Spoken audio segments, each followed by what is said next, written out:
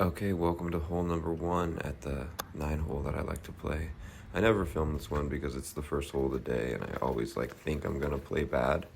But I mean, it's literally just a tee box, a fairway, and a green. Giving a little tour right now.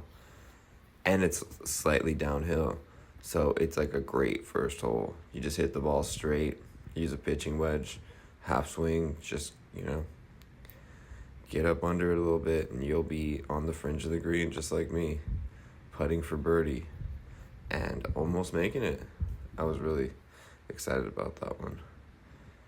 Never filmed a birdie for the page yet, so that would have been cool, but oh well, I'll take another par.